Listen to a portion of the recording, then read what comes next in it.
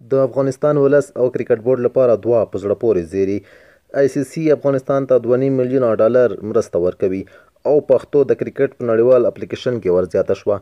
ګرانو لیدونکو، که چیرې تاسې د سپورټ او په خاص ډول د کرکټ مینوال یاست، نو دغه چینل مو په خدمت کې دی، حتما یې درسره سبسکرایب کړئ.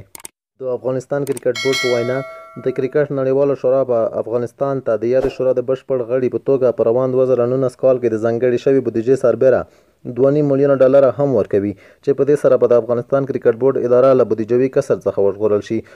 د کرکټ له نړیوالې شورا سره د افغانستان غوره لیګ APL کې د فساد پر وړاندې د مبارزې په ډګر کې د اقداماتو راپور هم شریک شو، چې پکې د نړیوالې شورا ټولې سپارښتنې په پام کې نیول شوې دي، چې په دې سره به سږ کال د افغانستان شل غوره لیګ دویم پړاو هم ترسره شي.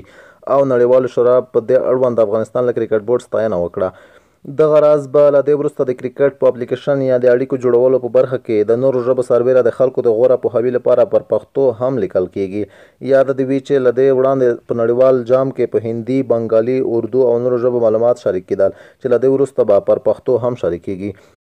د نړیوالې شورا له لوري د شخصي لیګونو ترسره کېدو لپاره پر نویو قوانینو او اصولو خبرې اترې وشوې، چې پر بنسټ به یې شرایطو ته په پام سره ټولې چارې پر مخ وړل کېږي. همدارنګه د افغانستان کرکټ بورډ اجرایوي مشر او عمومي مشر له لوري د کرکټ د ټولو بشپړ غړیتوب لرونکو هیوادونو له سیالو مشرانو او اجرایه مشرانو سره لیده کاته وشول، چې په ترڅ کې پر دوه اړخیزو همکاریو، تخنیکي مرستو او په راتلونکي کې له دوی سره د لوبو پر تنظیم خبرې وشوې.